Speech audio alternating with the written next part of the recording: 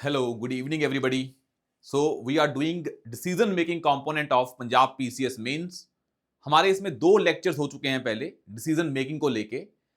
इन दोनों लेक्चर्स में जो हमने डिसीजन मेकिंग वाले किए थे, हमने दो चीजें डिस्कस की थी इंपॉर्टेंट, कि एक तो जो डिसीजन मेकिंग का आंसर है वो हमें कैसे स्पेसिफिक करना है, और उसके लिए हमने आपको तीन चीजें बताई थी कि स्पेसिफिक करने के लिए आपको आंसर को प्रैक्टिकल रखना है, आंसर को आपको फिलॉसफिकल रखना है, और एक आपको अपने आंसर को कंटेक्सचुअल रखना है। ये तीन चीजें हमने डिस्कस की थी कि डिसीजन मेकिंग के आंसर को स्पेसिफिक कैसे करना है। पहली चीज तो हुई स्पेसिफिक कैसे करना है। सेकंड, हमने आपको बताया था कि पेपर में बहुत सारी थीम्स गिवन हैं, वो अलग अलग थीम्स हैं, जैसे कि एक थीम है लॉ एंड ऑर्डर की, एक थीम है हेल्थ की, एक है एजुकेशन की, ऐसी एक है नेचुरल डिजास्टर की। ये अलग अलग थीम्स दी हुई हैं, और ये सारी थीम्स को आप पढ़ते हो जब आप जनरल स्टडीज का पेपर 1, 2, 3 और 4 पढ़ोगे। तो आपको इन जनरल स्टडीज के पेपर की इंफॉर्मेशन और नॉलेज डिसीजन मेकिंग में यूज करनी है। फॉर एग्जाम्पल, आपको कोई कॉन्स्टिट्यूशन का आर्टिकल पता है, अगर वो आर्टिकल उस केस से लिंक्ड है तो आप मेंशन करोगे। अगर आपने कोई मान लो लॉ पढ़ा है, अब वो मेंशन करोगे।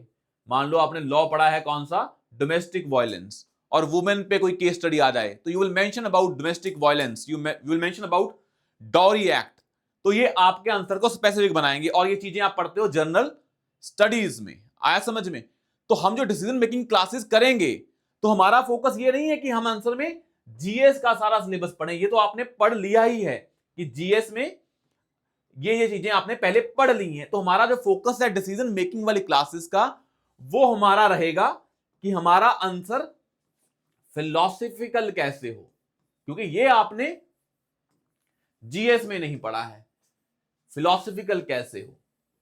और अगली जो हमारी तीन क्लासेस होंगी डिसीजन मेकिंग की, these three classes will be, I will be providing you the content, और वो कंटेंट आपको हेल्प करेगा कि आपका जो प्रॉब्लम सॉल्विंग वाला आंसर हो वो जेनरिक ना रहे, बल्कि वो क्या हो जाए, स्पेसिफिक हो जाए इन कंटेक्स्ट ऑफ एथिक्स। क्योंकि ये डिसीजन मेकिंग वाला कंपोनेंट है, ये एथिकल डायमेंशन से लिखना होता है, और वही जो फिलॉसफिकल अप्रोचेस हैं। नेक्स्ट तीन क्लासेस में मैं आपको कीवर्ड्स भी दूंगा कि जो आपको अपनी प्रॉब्लम सॉल्विंग वाले आंसर्स में फेंकने हैं। मैं आपको केस स्टडीज भी दूंगा, मैं आपको फिलॉसफिकल अप्रोचेस भी बताऊंगा।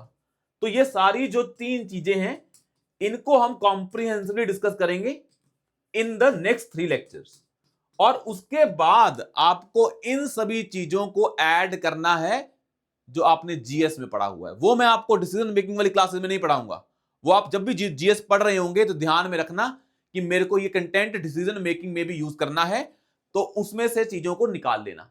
मैं आपको यहां पे ये बताऊंगा कि जो आपके आंसर 7, 8 आते हैं on the basis of GS papers problem solving में, हमें उससे 11 से 12 कैसे करने हैं, वो वाले सारे आइडियाज, कीवर्ड्स, अप्रोचेस हम नेक्स्ट 3 क्लासेस में डिस्कस करेंगे। तो आज हम स्टार्ट करते हैं फिलॉसफिकल अप्रोचेस से। तो आज की क्लास में हम ये देखेंगे कि एथिक्स में कौन कौन सी अप्रोचेस हैं जो आपको हेल्प करती हैं डिसीजन लेने में। हमने पहली क्लास में बताया था कि decision making is nothing but कि आपके पास चॉइसेस हैं, और उन चॉइसेस में से कौन सी चॉइस को आप चूज करते हो। मान लो आपके पास 3 चॉइसेस हैं और आप पहली चूज कर रहे हो, तो आपको बताना पड़ेगा एथिकल एंगल से कि why choosing 1 and why not 2 and 3। और वही आपके आंसर में क्या दिखाएगा, आपकी फिलॉसफिकल अंडरस्टैंडिंग कि आपका आंसर आइडिया के बेस पे है। आया समझ में? तो यही चीजें आपको हेल्प करेंगी। मैं आपको जब ये अप्रोचेस करवाऊंगा तो आइडिया देता रहूंगा कि कहां कहां पे ये अप्रोचेस यूज होंगी, ताकि उसकी यूज वैल्यू भी आपके लिए बढ़ जाए। तो जो हम कंटेंट पढ़ेंगे आज, उसका पेपर में यूज वैल्यू क्या होगा मैं आपको साथ साथ में बताता रहूंगा। पर आपका काम क्या है, आप उन कीवर्ड्स को लिखते रहें। नेक्स्ट 3 क्लासेस में जो भी कीवर्ड्स क्लास में डिस्कस होंगे उनको लिखें, उनको समझ लें, बस उन कीवर्ड्स को पेपर में फेंकना है। और मैं एक चीज आपको और बता दूं कि जो भी मैं कीवर्ड्स लिखवाऊंगा, फॉर एग्जांपल मैंने आपको लिखवाया यूटिलिटेरियन एथिक्स, मैंने आपको लिखवाया कैटेगोरिकल इंपैरेटिव, आज पढ़ेंगे क्या होता है ये। पर जब भी मैं आपको ये चीजें बताऊंगा, अब मान लो आपने ऐसे 100 या 150 वर्ड्स इकट्ठे कर लिए, नेक्स्ट 3 क्लासेस में you will get an average of 50 words every class. मान लो 100, 15, 150 कीवर्ड्स हैं, मान लो 150 भी छोड़ो, आपके पास 100 कीवर्ड्स हैं, आपके पास 3 क्वेश्चन आते हैं डिसीजन मेकिंग के। अब आपको ट्राई करना है, ये इंटेंशनली ट्राई करना पड़ेगा आपको, बिकॉज मैं आपको बता रहा हूं कि यूपीएससी में एथिक्स में बच्चों के नंबर कम क्यों आते हैं, और स्पेशली एथिक्स में यूपीएससी में 2 कंपोनेंट होते हैं, एक तो थ्योरी वाला पार्ट होता है, एक थ्योरी का अप्लाइड पार्ट होता है जिसका बोल देते हैं केस स्टडीज। और वही सेम चीज कहां पे है, पीसीएस में है, इसका नाम क्या है, डिसीजन मेकिंग। और ये थ्योरी आपको पेपर 1 और 2 में हमने पीपीएससी ने दी हुई है डिवाइड करके एथिक्स का सिलेबस। अब एथिक्स में नंबर कम आने के रीजन क्या होते हैं, अगर आपको यह पता लग जाए तो आपको समझ में आएगा कि मेरे को नंबर कैसे बढ़ाने हैं। पेपर जब बंदा पढ़ता है किसी बच्चे का लिखा हुआ एथिक्स का, तो वो लगता ही नहीं कि वो एथिक्स का पेपर है, जबकि वो जीएस4 यूपीएससी में क्या है, एथिक्स का पेपर है, पर वो लगता नहीं है क्योंकि वहां पे टर्म्स नहीं दिखती हैं एथिक्स वाली। चाहे इंसान जो लिख रहा है उसके माइंड में वही चीजें हैं, पर टर्म्स ये डिसाइड करती हैं कि आपका आंसर एथिकल लग रहा है कि नहीं। एथिकल इन द सेंस कि सिलेबस एथिक्स का है, वैसी टर्मिनोलॉजी भी दिखनी चाहिए। और ये पेपर में क्या किया जाता है, आपको अगर एथिक्स में ज्यादा मार्क्स लेने हैं, और यहां पे मैं वही चीज क्या है, डिसीजन मेकिंग और थ्योरी दोनों में हेल्प करेगा आपको। जब मैं एथिक्स बोल रहा हूं तो पीपीएससी में पेपर 1-2 में है ना, यहां पे सोसाइटी वाला है, यहां पे गवर्नेंस के लिए एथिक्स है, जैसे प्रोबिटी इन गवर्नेंस, गवर्नेंस का टॉपिक है प्रोबिटी इन गवर्नेंस जीएस2 में, गुड गवर्नेंस वाला है, यहां पे क्या है, सोशलाइजेशन, ह्यूमन एथिक्स, ये सारी चीजें यहां मेंशन है आपके पीपीएससी में पेपर 1 और 2 में। अब क्यों नंबर कम आते हैं इसको समझो। पहले बता दिया कि आंसर में टर्म्स नहीं दिखती हैं, तो हमें क्या करना है, हमें टर्म्स इकट्ठी करनी है, पहले कलेक्शन ऑफ द कंटेंट। पर प्रॉब्लम क्या है, जब तुम कंटेंट इकट्ठा भी कर लोगे, एथिक्स की टर्म्स का, आइडियाज का, वैल्यूज का, थिंकर्स का, कोड, सब कुछ इकट्ठा भी कर लोगे, पर हमारी नेचर ये नहीं है कि हम आंसर ऐसा लिख पाए। तो हमें ये टर्म्स को इंटेंशनली यूज करना पड़ता है। आप पेपर से जाने से पहले इनको बार बार रट के जाओगे और ये बोलोगे अपने आप को कि मैं इनको यूज करके आऊंगा, and you will have this back of your mind कि मैं इन टर्म्स को कैसे क्वेश्चन 1 में लिखूं, कैसे क्वेश्चन 2 में लिखूं, कैसे क्वेश्चन 3 में लिखूं। और वो तब होगा जब आप पढ़ रहे होगे और उन टर्म्स की यूज वैल्यू देख रहे होगे। तो एक तो है collection of those terms, second है यूज वैल्यू, और मैं आपको जब भी पढ़ाता रहूंगा साथ में यूज वैल्यू भी बताता रहूंगा। जब आपको यह पता लगता रहेगा इसकी यूज वैल्यू है, देन क्या हो जाएगा, चीजें आपके लिए आसान हो जाएंगी। तो अब हम करते हैं अपनी 3 लेक्चर्स की स्टार्टिंग कि कहां कहां पे आपको टर्म्स याद रखनी है और कौन कौन सी टर्म्स हैं। तो पहले देखें, एक होते हैं फिलोसफिकल थिंकर्स। अगर आपने ये थिंकर समझ लिए और इनको आपने आंसर में डाल दिया तो आपका 1-2 नंबर तो वैसे ही बढ़ गए, क्योंकि फिर आपका आंसर जीएस वाला नहीं रहेगा। जीएस इन द सेंस जो जनरल स्टडीज का पॉलिटी है, कॉन्स्टिट्यूशन है, सोसाइटी है, वैसा नहीं रहेगा। जैसे कास्ट सिस्टम पे क्वेश्चन आया तो आप लिख दोगे मैं ये करूंगा, पर क्यों करूंगा, कौन से थिंकर की आइडियाज को इंप्लीमेंट कर रहा हूं, मैं उन आइडियाज को इंपॉर्टेंस क्यों देता हूं, वो यहां से आएगा। अब जैसे फिलोसफिकल थिंकर्स में हम इसको डिवाइड करते हैं डिफरेंट टाइप्स ऑफ आइडियाज में। जैसे एक आइडिया होता है वर्च्यू एथिक्स का, तो पहली टर्म आई वर्च्यू एथिक्स। मतलब जो वर्च्यू एथिक्स है, इसके जो थिंकर हैं, इनके जो थिंकर हैं आप पढ़ते होंगे कभी ना कभी, जिसका पॉलिटिकल साइंस ऑप्शनल है उसको तो पता होगा। जैसे थिंकर है एक सोक्रेटिस, एक थिंकर है प्लेटो, एक थिंकर है अरिस्टोटल। ये सारे कौन से हैं, वर्च्यू एथिक्स के थिंकर हैं। पर पहले समझते हैं कि वर्च्यू एथिक्स का मतलब क्या है। अब जो वर्च्यू एथिक्स है, this ethics is all about your personality, मतलब करेक्टर ऑफ एन इंडिविजुअल। मतलब ये एथिक्स कहता है कि तुम्हें कौन सा डिसीजन लेना चाहिए, ये इस चीज पे डिपेंड करता है कि अगर आपका करेक्टर अच्छा है तो आपको कुछ नहीं देखना है, ना तो मीन्स देखने हैं या ना एंड। तो वर्च्यू एथिक्स में करेक्टर ऑफ एन इंडिविजुअल पे फोकस किया जाता है। तभी मान लो बोलते हैं ना कि सोसाइटी में बहुत सारी प्रॉब्लम है, वुमेन क्राइम हो रहे हैं, कास्ट सिस्टम है, रिलीजियस हेट है, इन सभी का जो सोल्यूशन है वो एक ही बोला जाता है, character building, that we have to build the character of the generations. That's why focus is on school level children पे फोकस किया जाता है कि उनका करेक्टर अच्छा होगा तो उनमें क्या आएगा, वर्च्यूज पैदा होंगे। वर्च्यूज मतलब virtues are like excellent qualities. अगर वो आ गई, फिर अगर इंसान को कोई भी डिसीजन लेना होगा तो ना तो इंसान को उसके कॉन्सिक्वेंसेस देखने का मतलब बनता है, ना मींस का। अगर इंसान अच्छा है तो उसके लिए उसके द्वारा लिया गया डिसीजन भी क्या होगा, राइट होगा, मॉरल होगा, एथिकल होगा। तो कहने का मतलब क्या है, जो वर्च्यू एथिक्स है, जिसके थिंकर हैं सोक्रेटिस, प्लेटो और एरिस्टोटल, ये जो तीनों है ये बंदे पे फोकस करते हैं कि बंदे का कैरेक्टर स्ट्रांग होना चाहिए। तो virtue ethics is all about character building of an individual. अब मान लो आपको कोई केस स्टडी आती है और उसको आपको बताया जाता है कि आपने अगर ये डिसीजन लिया, अगर आपने ये डिसीजन लिया D1, तो इससे आपकी फैमिली हार्म होगी। अगर आपने D2 लिया तो इससे आपके मीन्स इंप्लीमेंट हो जाएंगे। तो आप क्या बोलोगे कि life is not about means and ends, it is about character, and my character और माई पर्सनैलिटी और my value system forces me to do that, and upholding the value system is a virtue ethics। तो आप इसको show करोगे। आपका natural disaster है, उसको deal करना है, लोगों में एंगर है कि हमारा नेचुरल डिजास्टर में से जो सरकार है वो अच्छे से काम नहीं कर रही है। तो फर्स्ट यू विल से कि I will follow the virtue ethics, the values of my personality, character. और उनमें एक चीज आती है impartiality, that I will not discriminate between rich और poor, politician or general public. I will treat everybody equally on the basis of my value system. My value system says those who need help, बहुत ज्यादा उसको हम पहले help करेंगे, for example elderly, for example children, for example female, और फिर last में mail की हेल्प करेंगे। तो ये मेरा वैल्यू सिस्टम कह रहा है कि मोस्ट वनरेबल को पहले हेल्प करो। तो this is about my virtue ethics.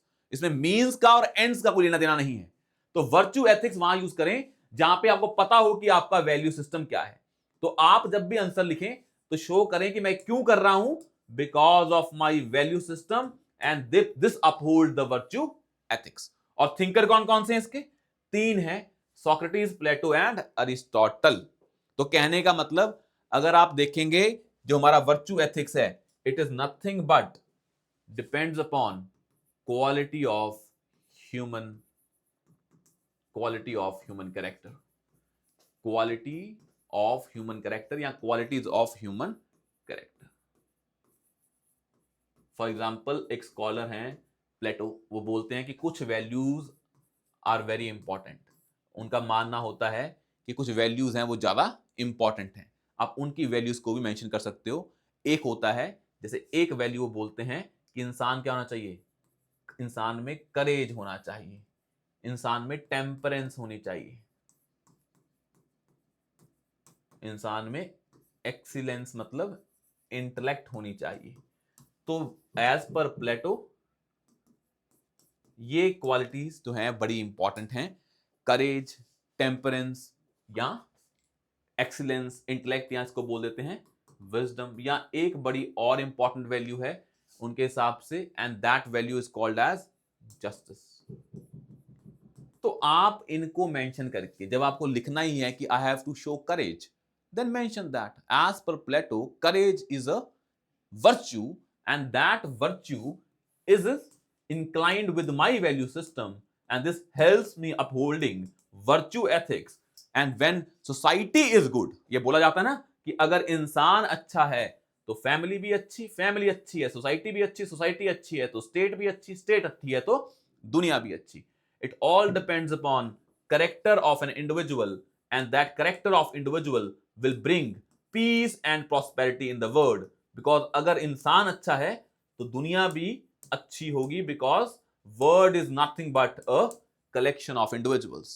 तो अब यहां पे कौन सी वैल्यू अपहोल्ड कर रहे हो, वर्च्यू एथिक्स। और यहां पे कोट भी आती है किनकी, स्वामी विवेकानंद, सॉरी कोट आती है एपीजे अब्दुल कलाम की, जो पहले यूपीएससी में एस से भी आया हुआ है कि the word peace depends upon qualities of human character।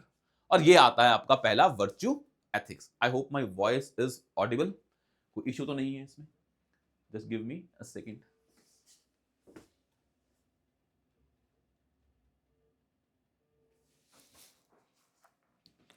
तो ठीक है, यहां पे ये आ गया हमारा पहला वर्च्यू एथिक्स। अब देखें इसमें जो सेकंड आती है अप्रोच, इसको समझें। एक थिंकर है बड़े इंपॉर्टेंट, जिनका नाम है इमैनुअल कांत, और इनके आइडिया को पूरा लिख लें, इमैनुअल कांत के आइडिया को।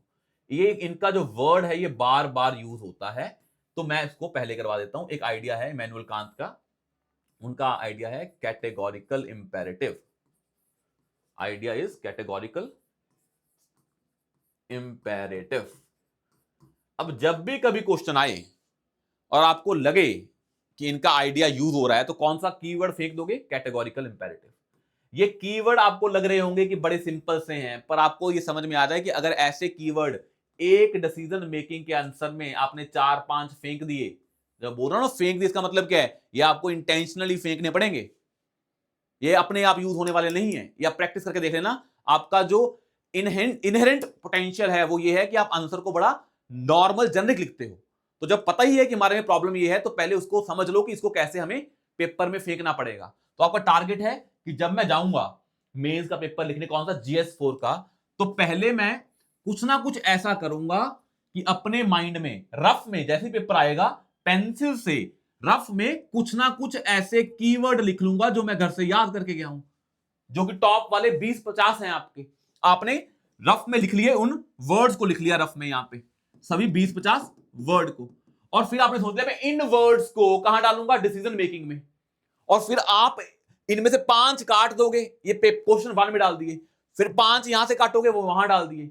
ये आपका प्रैक्टिस होगा इंटेंशनल एक्सरसाइज की, मैं पेपर में कहीं भूल ना जाऊं। क्योंकि आप देख लेना, जब आप आंसर लिखोगे या टेस्ट सीरीज भी दोगे आप, जब यहां पे पीसीएस के एग्जाम से पहले, वहां देखना आप पे ये टर्म्स लिखी नहीं जाएंगी, फिर आपको समझ में आएगा इसको पहले जाकर पेपर में लिख लेता हूं 1 मिनट में, ताकि फिर जब मैं डाल रहा हूं तो उस टाइम मैं इनको इंटेंशनली डालता रहूं। तो एक टर्म क्या है? Categorical imperative. इसका मतलब क्या कैटेगोरिकल इंपेरेटिव का? इमैनुअल कांत कहते हैं जिंदगी में वो करें किसी के साथ जो आप चाहते हैं बाकी लोग आपके साथ करें। मतलब let's suppose you are in a situation and you are in a dilemma, but in that situation if you were the victim, आप कैसे एक्सपेक्ट करते हैं हमारे साथ कैसे ट्रीटमेंट हो? अगर ऐसा हो जाए तो लॉ क्या हो जाए? लॉ हो जाएगा यूनिवर्सल लॉ। तो जब आप यूनिवर्सल लॉ लेके आएंगे, that will bring justice in the society, कि वो करें जो आप चाहते हैं कि लोग आपके साथ करें।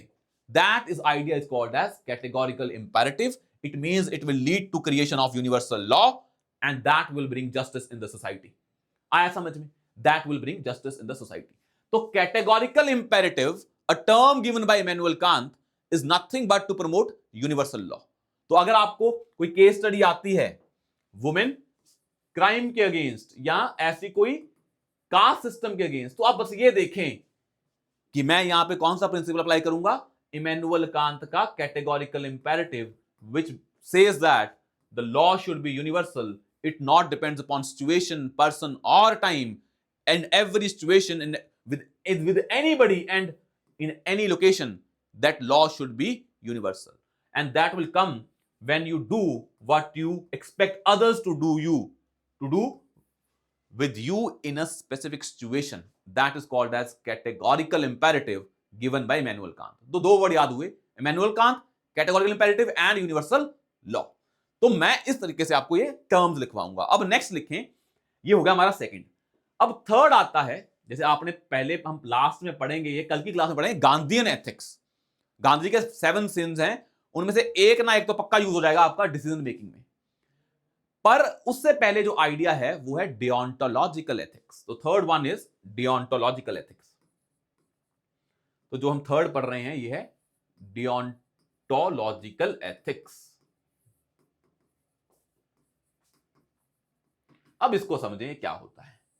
हमने पहले भी आपको एक आइडिया हिंट दिया था इसका, कि डियोंटोलॉजी का मतलब होता है विच डिपेंड्स अपॉन मीन्स। ये किस पे डिपेंड है? ये मीन्स पे डिपेंड है। मतलब आप वो डिसीजन लेंगे जिसको, जो जरिया है उसका वो सही होना चाहिए, पाथ क्या होना चाहिए? सही होना चाहिए, उसे बोल देते हैं डियोंटोलॉजिकल एथिक्स। और जो इमैनुअल कांत का आइडिया था वो कहां पे आ रहा है फिट?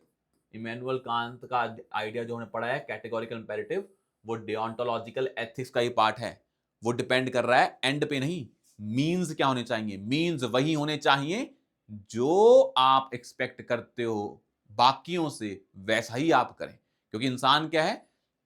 इंसान टाइम के हिसाब से बदल जाता है, सिचुएशन के हिसाब से बदल जाता है, पोजीशन के हिसाब से बदल जाता है। वो कांत कह रहे हैं कि आप जैसे मर्जी हो, बदले नहीं। और वही है मीन्स, वही है डियोंटोलॉजिकल एथिक्स।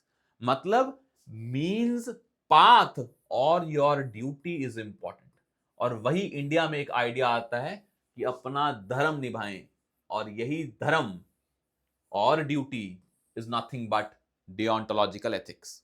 और आप अगर आंसर को और भी अच्छा करना चाहें तो you can give a mythological, जो हमारी स्टोरीज हैं, जो हमारी टेक्स्ट हैं, उनको मेंशन कर सकते हो कि कैसे श्री राम ने भी मीन्स को फॉलो किया, अपनी ड्यूटी को फॉलो किया और धर्म को फॉलो किया जब वो वनवास पे गए थे। तो यू कैन मेंशन दो मिथोलॉजिकल स्टोरीज आल्सो।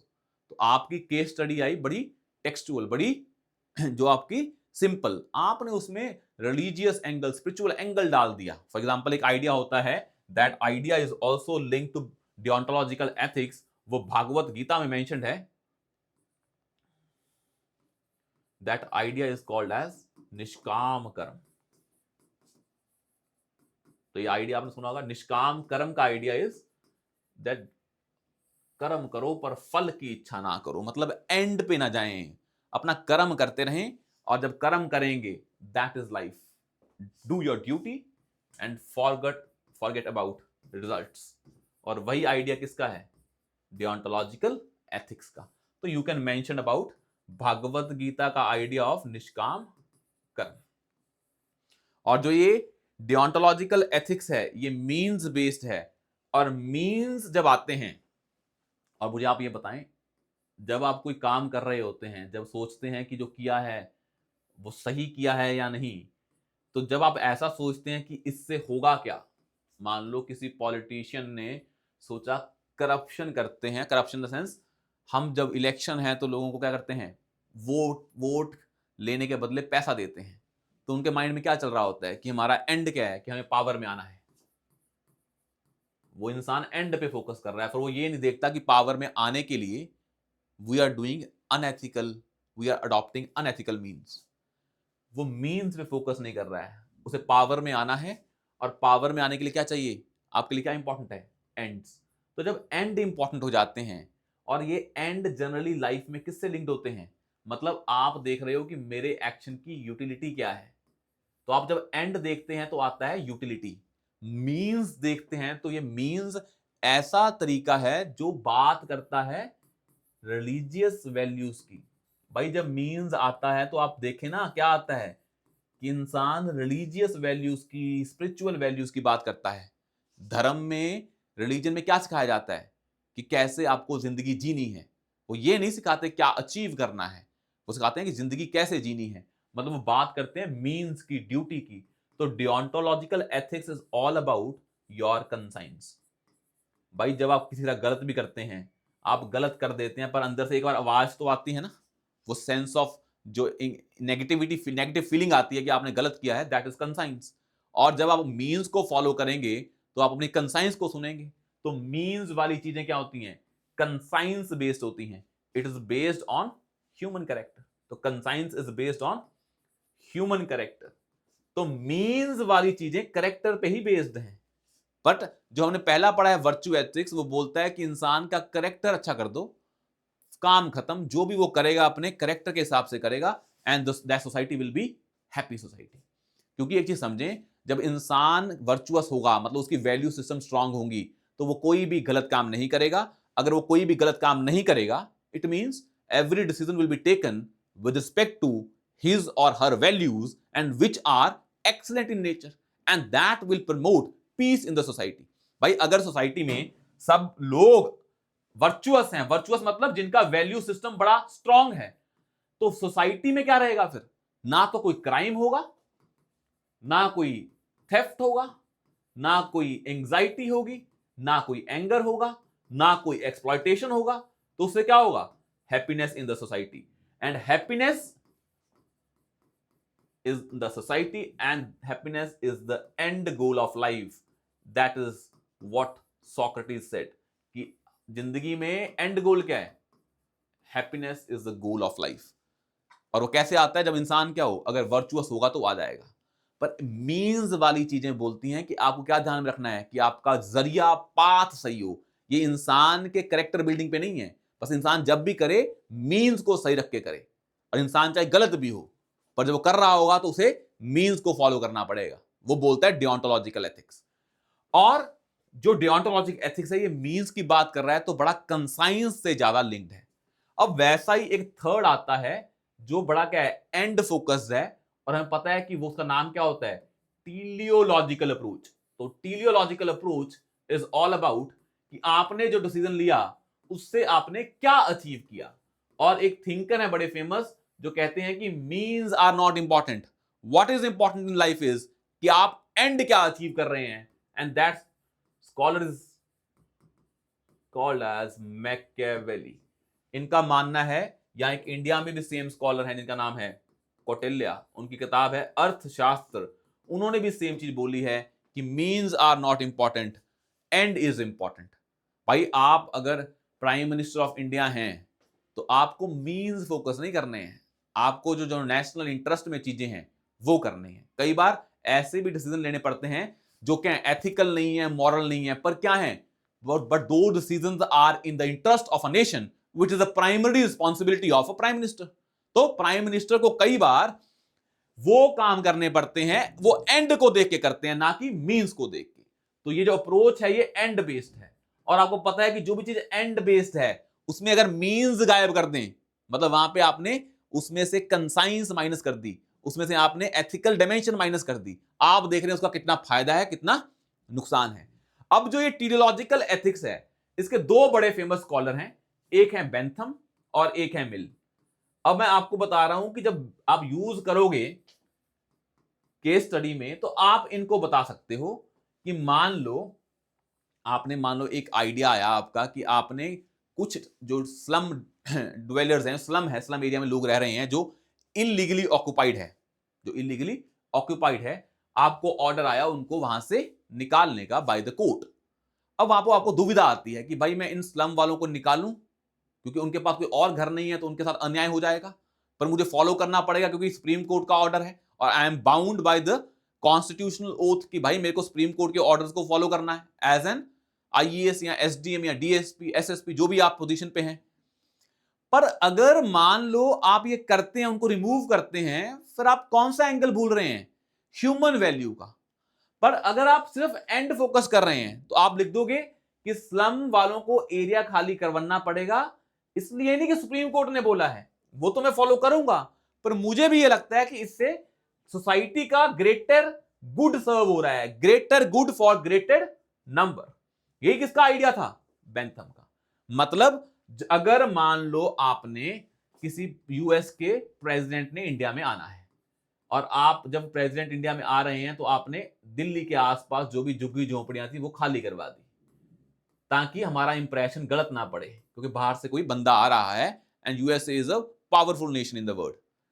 पर उनके साथ गलत हो रहा है तो आप बोलेंगे कि उनके साथ गलत हो रहा है but we are doing it for the greater good, मतलब इंडिया के ओवरऑल गुड के लिए, इंडिया के ओवरऑल गुड के लिए हम क्या कर रहे हैं? ये काम कर रहे हैं। तो in life sometimes you have to focus on greatest good for greatest number to by sacrificing rights and dignity of few, greatest good for greatest number. और ये आइडिया था बेंथम का। मतलब किस पे फोकस कर रहे हो आप? इंसान पे नहीं, ओवरऑल यूटिलिटी पे, ओवरऑल बेनिफिट पे। और यही आइडिया किसका है? जर्मी बेंथम का। तो बेंथम बोलते हैं कि डिसीजन वो लिया जाए जिससे क्या हो? Greater happiness for greater number of people. तो greatest happiness for greater number of people. अब ये आइडिया जो बेंथम का है ये कैसा है? ये है यूटिलिटेरियन आइडिया है। अब ये आइडिया है यूटिलिटेरियन, मतलब जो भी डिसीजन लें उससे देखें ज्यादा लोगों का भला हो रहा है कि नहीं। तो ये फिलॉसफी को बोल देते हैं फिलॉसफी ऑफ यूटिलिटेरियनिज्म, यूटिलिटेरियनिज्म। और ये आइडिया किसका है? टीलियोलॉजिकल एथिक्स का है।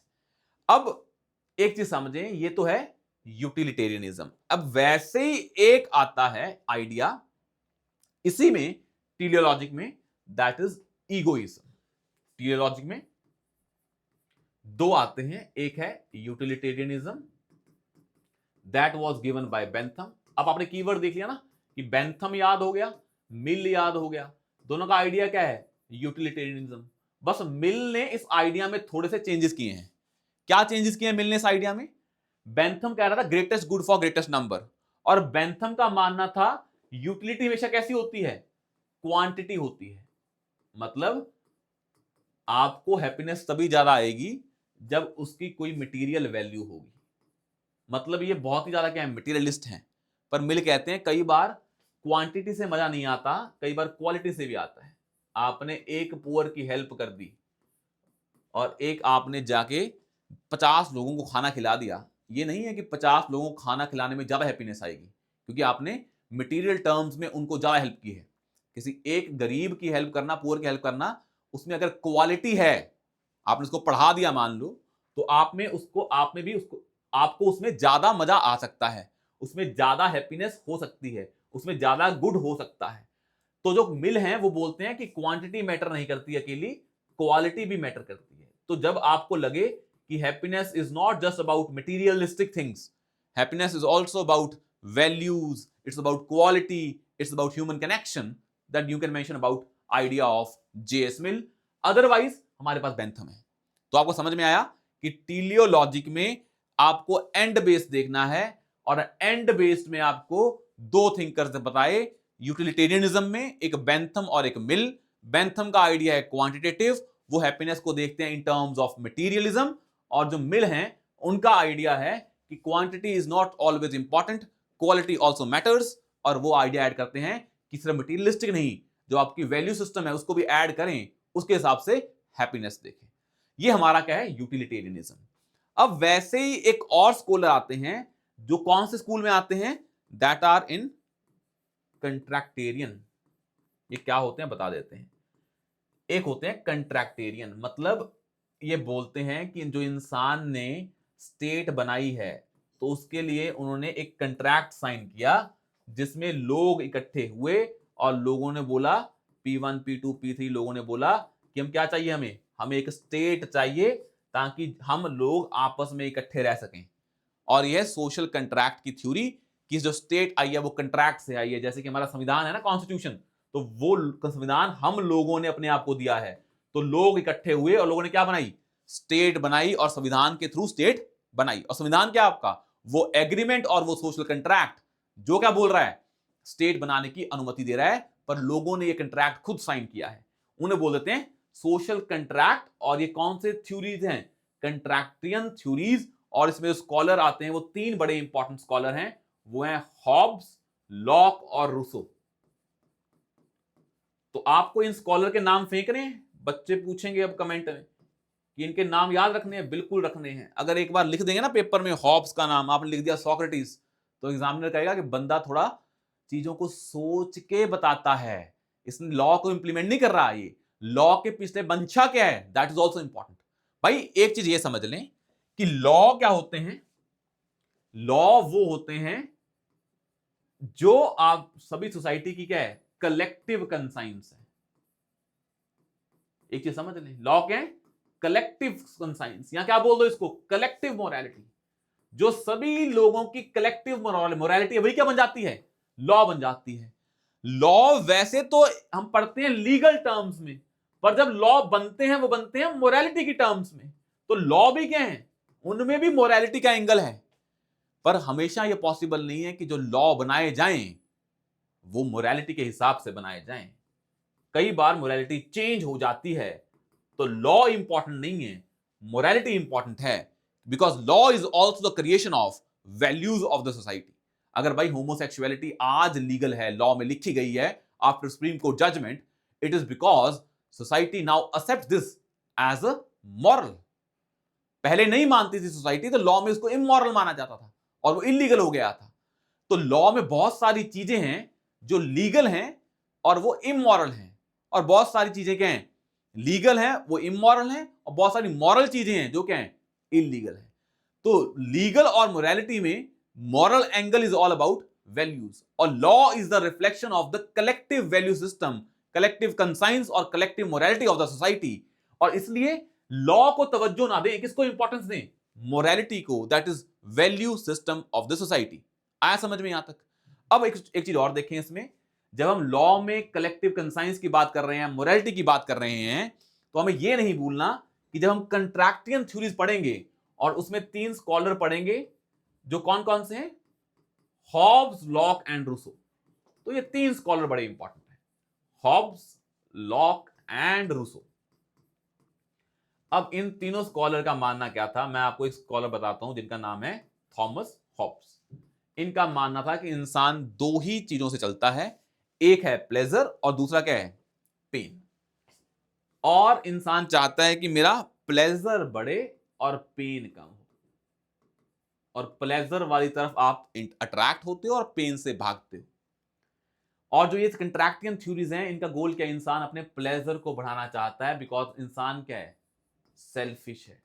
तो इंसान क्या चाहता है, एंड अचीव करना चाहता है, मींस उसके लिए मैटर नहीं करते। तो ये भी यूटिलिटी की बात कर रहे हैं, पर इनका जो आइडिया वो क्या है, कंट्रैक्ट, सोशल कंट्रैक्ट है, तो क्या बोल देते हैं, कंट्रैक्टियन थ्योरीज। तो बात वही है, सेम क्या बोलते हैं, लॉक और रूसो।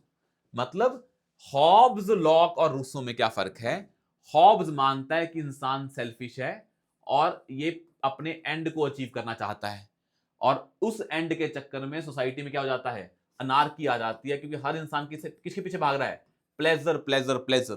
और वो प्लेजर क्या है, जनरली वो होता है, जनरली क्या मोस्टली होता है, वो मटेरियल प्लेजर। उससे आते हैं सोसाइटी में अनार्की। इसलिए हम क्या बनाते हैं, स्टेट। और स्टेट क्या होनी चाहिए, स्ट्रॉन्ग, ताकि वो स्टेट जो स्ट्रॉन्ग है, जो इंसान की नेचुरल इंटेंशंस हैं या इंस्टिंक्ट्स हैं कि हमें प्लेजर बढ़ाना है, हमें अपनी मटेरियल वर्थ बढ़ानी है, और जो पावर स्ट्रगल होता है, तो वहां से आती है anarchy, violence in the society. Society क्या हो जाती है, शॉर्ट, नास्टी एंड ब्रूटिश। और उसको रोकने के लिए हमें क्या चाहिए, स्ट्रॉन्ग स्टेट। तो आपको उस दिन भी बताया था हमने, जब हम पढ़ रहे थे फ्लड वाली केस स्टडी, कि जब कभी भी ऐसा इंसान है हॉब्स वाला, जब फ्लड आते हैं तो इंसान क्या हो जाता है, बड़ा सेल्फिश हो जाता है। तो उस टाइम पे स्टेट को अपनी पावर को बढ़ाना पड़ेगा। तो आप बताओगे कि मैं इतनी पावर इसलिए एज्यूम कर रहा हूं बिकॉज इंसान क्या है, selfish, and I am following the dictates of Thomas Hobbes who gives absolute authority to state. ये आप मेंशन कर सकते हो कंट्रैक्टियन थ्योरी में। और वैसे 2 अगले स्कॉलर हैं, लॉक और रूसो। मैं आपको अगले 3 लेक्चर में ये सारी कहानियां पढ़ाता रहूंगा, आप बस क्या करें, सिंपली इन कीवर्ड्स को लिखते रहें। अगला है लॉक और रूसो। अब जो लॉक है और रूसो है, अब लॉक का मानना यह है कि इंसान सेल्फिश है, बिल्कुल है, पर इंसान जो सेल्फिश है वो थोड़ा इनलाइटेंड है। मतलब उसको यह पता है कि अगर मैं ज्यादा सेल्फिश हो गया तो सोसाइटी में अनार्की आ जाएगी, वो मेरे लिए ही, ये ही अच्छी चीज नहीं है। तो इंसान बिल्कुल प्लेजर चाहता है, पेन को अवॉइड करता है, पर वो प्लेजर को लोगों के साथ मिलके, क्योंकि इंसान सोशल है, तो वो लोगों को भी ध्यान में रखता है, तो वो इतना प्लेजर को फॉलो करता है कि बाकियों को नुकसान ना हो। ना उसको पता है कि मेरे राइट्स वहां पे खत्म होते हैं जहां पे दूसरे के राइट्स स्टार्ट होते हैं। तो मैं freedom of speech and expression का यूज करूंगा, बट उस एक्सटेंट तक कि बाकी इंसान का डिग्निटी मेंटेन रहे। और ये कहानी कौन बता रहे हैं, लॉक बता रहे हैं। और इस कहानी को अगर आपको लिखना होगा तो आप लिख सकते हैं कि कैसे जो स्टेट है वो इतनी ज्यादा स्ट्रांग नहीं होनी चाहिए। वो कैसी होनी चाहिए, यूएस जैसी स्टेट होनी चाहिए, नाइट वॉचमैन। तो आपने मान लो केस स्टडी लिखी, एक मान लो लॉ एंड ऑर्डर की केस स्टडी आई, उसमें मान लो आप बताएंगे कि आपको जो प्रिवेंटिव डिटेंशन वाले लॉ हैं वो क्यों रखे गए हैं, वो बड़े ड्रैकोनियन है ना। तो आप बोलोगे मैं इसको इसलिए फॉलो कर रहा हूं कि इंसान क्या है, हॉब्स का है। अगर आपको ये शो करना है कि नहीं, मैं उनको इतनी स्ट्रिक्ट पनिशमेंट नहीं दूंगा या इतने स्ट्रिक्ट मेजर्स नहीं लूंगा, क्योंकि मैं मानता हूं कि इंसान क्या है, थोड़ा इनलाइटेंड सेल्फिश है, तो मैं स्टेट को नाइट वॉचमैन बनाऊंगा, स्टेट को ज्यादा पावर नहीं दूंगा, मैं स्टेट को वहीं पे इन्वॉल्व करूंगा जहां पे रिक्वायरमेंट है। और ये कहां पे डिपेंड करेगा, ये चीजें आएंगी जब आप लॉ एंड ऑर्डर का कोई भी क्वेश्चन सॉल्व कर रहे होगे। फॉर एग्जाम्पल आपको उसने केस स्टडी दे दी कि पंजाब में सेपरेटिस्ट टेंडेंसीज ज्यादा हैं, एज एन डीजीपी या डीएसपी ऑफ अ डिस्ट्रिक्ट या फिर स्टेट, जो भी आप पोजीशन आपको बताएंगे, आप कौन कौन से डिसीजन लेना चाहेंगे, तो आप बताएंगे उसमें कि मैं ये डिसीजन लेना चाहूंगा, पर उसका फिलोसफिकल बेसिस मेरा क्या है। वहां पे आप यूज करेंगे हॉब्स या लॉक, डिपेंडिंग अपॉन आप ज्यादा स्ट्रॉन्ग मेजर लेना चाहते हैं या नहीं, ये आप पे डिपेंड करता है। तो आप थिंकर्स को यूज करिए अपने हिसाब से कि आपको अपने आंसर में कैसा आइडियाज लिखने हैं। आया समझ में? और वैसे ही नेक्स्ट थिंकर है वो है रूसो, उसको समझें, ये बड़े इंपॉर्टेंट थिंकर है। अब रूसो जो है, इनका एक आइडिया है कि thinking man is a depraved animal. Thinking man, और एक कोट्स है ना, हम एक दिन कोट्स भी लिखवाएंगे आपको लास्ट क्लास में, कि उन कोट्स को लिखने से क्या होता है, आप कंक्लूजन में जब आप डिसीजन मेकिंग लिख रहे हैं, तो आपको पहले भी बताया था मैंने कि जब भी डिसीजन मेकिंग का आंसर लिखें तो आपको सिर्फ उस जो प्रॉब्लम आपको दी है वो सॉल्व नहीं करनी है, आपको कुछ ऐसा करना है कि वो प्रॉब्लम आज के बाद आए ही ना। एक तो सॉल्यूशन बता दिया, एक बता दिया ऐसी चीज कि वो प्रॉब्लम क्रिएट ना हो। तो आपको लॉन्ग टर्म सॉल्यूशन बताने हैं, ऐसे तरीके बताने हैं कि ये प्रॉब्लम ही क्रिएट ना हो। मतलब आपको ये बताना है कि मैं अगर डीएसपी हूं, आज मेरे पास ये प्रॉब्लम आई है, मैंने ये सॉल्यूशन बता दिया, अब कल को अगर प्रॉब्लम आती है, फिर मैं चाहे नहा भी हूं, मैं सिस्टम ऐसा बना के जाऊंगा कि कोई भी डीएसपी हो उसको ये प्रॉब्लम ना आए। तो कहने का मतलब क्या है कि आपको स्ट्रक्चरल चेंज करने हैं, ना कि सिर्फ उसकी सुपर स्ट्रक्चर को चेंज करना है। आपको बेस चेंज करना है, ना कि बस प्रॉब्लम को ऊपर ऊपर से डील करते रहो कि प्रॉब्लम आई आपने सोल्यूशन दे दिया, प्रॉब्लम आई सोल्यूशन दे दिया। रेदर देन कुछ ऐसा करें कि स्ट्रक्चर ही ऐसे बन जाए, फिर कोई भी आए आपका सोल्यूशन क्लियर है, फिर डीएसपी अच्छा हो चाहे बुरा हो। मतलब उसे बोल देते हैं idea of probability in governance. तो प्रोबेबिलिटी इन गवर्नेंस का मतलब यह होता है कि जब आप गवर्नेंस मैकेनिज्म में ऐसे चेंजेस कर दें कि अब कोई भी वो जो सिस्टम है वो किसी पर्सन और पोजीशन ऑफ अथॉरिटी पे डिपेंड नहीं कर रहा है, डीएसपी 1, डीएसपी 2, डीएसपी 3, कोई भी आए, अगर सिस्टम ऐसा है कि अगर करप्शन करेगा तो वो इंसान बच नहीं पाएगा, that is called as probability in governance. That is called as कि आपने सिस्टम में स्ट्रक्चरल चेंज कर दिए, ना कि आप सिर्फ उसकी सुपर स्ट्रक्चर को चेंज कर करके सॉल्यूशन निकाल रहे हो। क्योंकि सुपर स्ट्रक्चर चेंज करते रहोगे, अगर बेस चेंज नहीं हुआ तो सुपर स्ट्रक्चर दोबारा चेंज हो जाएगी, किसके रिस्पेक्ट में? बेस के रिस्पेक्ट में। ये किसका आइडिया है? जैसे कार्ल मार्क्स है ना, तो हम दोबारा बता देते हैं अगर आपको समझ नहीं आया। एक आइडिया है कार्ल मार्क्स का, वो बोलते हैं कि जो सोसाइटी है उसका बेस क्या है? सोसाइटी का बेस इज इकोनॉमिक्स। ये कार्ल मार्क्स बोलते हैं, हम नहीं बोल रहे ना, हम आपको समझा रहे हैं क्या है ये। वो बोलते हैं कि जैसे इकोनॉमिक्स है वैसे ही क्या है, वैसी सिविल सोसाइटी है, वैसी मीडिया है, वैसी स्टेट है। इकोनॉमिक्स किसकी है? कैपिटलिस्ट क्लास की। तो ये सिविल सोसाइटी किसकी होती है? कैपिटलिस्ट क्लास की। मीडिया किसका होता है? कैपिटलिस्ट क्लास का। स्टेट किसकी होती है? कैपिटलिस्ट क्लास की। तो जो प्रोबेबिलिटी इन गवर्नेंस है, अगर आपके पास आपका बेस ही खराब है, अगर आपकी इमारत का बेस खराब है, तो पूरी स्ट्रक्चर जो खड़ी है वो भी स्टेबल नहीं है। पर अगर आपने पेंट करवा करवा के इमारत को बचाते रहे, ऊपर ऊपर से बचती रहेगी वो, पर बेस तो आज भी क्या है? खराब है। तो आपको प्रॉब्लम सॉल्विंग करनी है, पर ऐसी करनी है कि बेस भी चेंज कर दो। क्योंकि अगर ये चेंज हो गया और बाकी ये सारी स्ट्रक्चर किस पे खड़ी है? इस पे खड़ी है। अगर ये चेंज हो गया, ये अपने आप सही हो गया, फिर मैटर ही नहीं करता कौन पोजीशन ऑफ अथॉरिटी में आया है।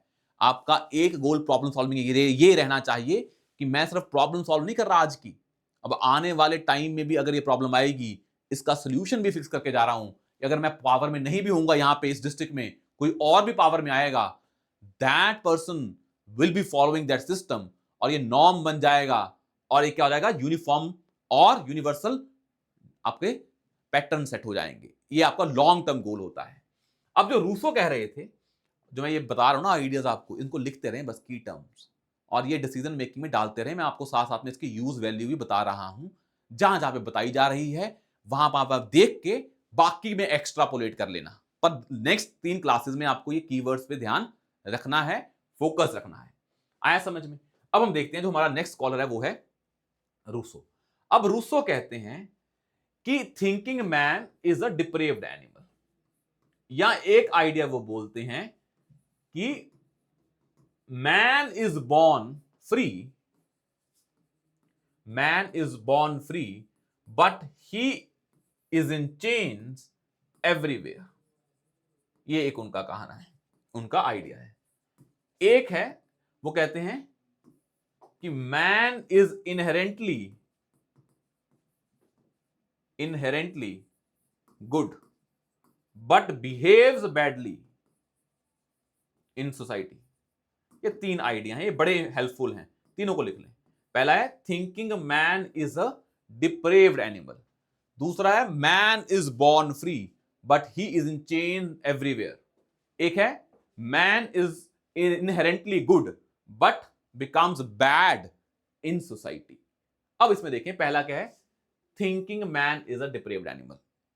अब वो मानते हैं कि इंसान जो सोचता है वो जानवर के बराबर है। पर आप सोचेंगे थिंकिंग तो बड़ी जरूरी चीज है ना, पर वो रूसो कहता है कि जो थिंकिंग आपकी बनाई है वो किसने बनाई है, मॉडर्न सोसाइटी ने। और मॉडर्न सोसाइटी में थिंकिंग कैसी है, मटेरियलिस्ट थिंकिंग है। तो आप सोचते भी कैसे हैं, मटेरियलिस्टिक थिंकिंग से। फिर आप क्या होते हैं, इन जानवर की तरह बन जाते हैं। क्योंकि जानवर में भी क्या है, जो उनका पोटेंशियल है, आप देख रहे हैं कि कैट रेस होती है, फिश रेस होती है। कहने का मतलब जो वर्ड ऑफ एनिमल है वहां पे क्या होता है, सर्वाइवल ऑफ फिटेस्ट। और जब इंसान अपनी जिंदगी में भी सर्वाइवल ऑफ फिटेस्ट कर देता है और वैसे सोचता है तो इंसान इंसान नहीं रहता, जानवर बन जाता है। And that thinking he is talking about materialist thinking. तो अगर किसी भी केस स्टडी में आपको ये बताना है कि इंसान पे मटेरियल वर्ड का इंपैक्ट है, उसके कारण वो क्या बन गया है, जानवर बन गया है, मतलब वो एनिमल बन गया है, तो you can mention Rousseau and mention his idea of thinking man is a depraved animal. कौन सी थिंकिंग, मटेरियलिस्ट, या कौन सी थिंकिंग है ये कैपिटलिज्म की थिंकिंग है। तो आपने ये बता दिया अपनी केस स्टडी में, वैसे भी आप बता देते, बस आपको उस स्कॉलर का नाम लिख के उसका आइडिया लिखना है तो आंसर और अच्छा बन जाएगा। भाई यही तरीके हैं आंसर को और अच्छा करने के। एक है man is born free but he is in chains everywhere. वही कह रहा है कि इंसान फ्री पैदा हुआ था पर जैसे ही वो मार्केट में घुसा, मॉडर्न वर्ल्ड में घुसा, वो सारी चेन्स में बंध गया। फॉर एग्जाम्पल, मॉडर्न सोसाइटी में आप फ्री हो, आप घूम रहे हो, अपना ऐश कर रहे हो, पर जब आप सोसाइटी में आए, मॉडर्न सोसाइटी में, तो आपको लगा मुझे क्या खेलना है, क्रिकेट खेलना है, क्योंकि क्रिकेट की वैल्यू क्या है, ज़्यादा, मुझे हॉकी नहीं खेलनी क्योंकि हॉकी की वैल्यू क्या है, कम। तो आपको लग रहा है आप फ्री हैं, आप पैदा फ्री हुए थे, आपको लग भी रहा आप फ्री हैं, पर आप फ्री नहीं हैं, क्योंकि आप कौन डिसाइड करवा रहा है चीज़ें, मार्केट, सोसाइटी। आप किससे विवाह करेंगे, कौन सी डिग्री करेंगे, कौन डिसाइड करता है, ये आप डिसाइड नहीं करते हैं, आपको लग रहा होगा आप करते हैं। ये सोसाइटी आपको फोर्स करती है कि कुछ चीज़ों की वैल्यू ज़्यादा है और उन चीज़ों के बेसिस पे आप डिसीजन लेते हैं कि मेरे को आईआईटी की तैयारी करनी है, मेरे को आईएएस की तैयारी करनी है। ये आपका पर्सनल डिसीजन नहीं होता है, ये सोसाइटी इंपैक्ट करती है, क्योंकि आईएएस की वैल्यू है, that's why you are preparing for IAS. इसमें थोड़ी बहुत सच्चाई तो होगी, अगर पूरी नहीं है तो। वही कौन कह रहा है, रूसो, कि आप बॉर्न फ्री हुए हो but you are in chains everywhere, मतलब you are bounded by the dictates of the society.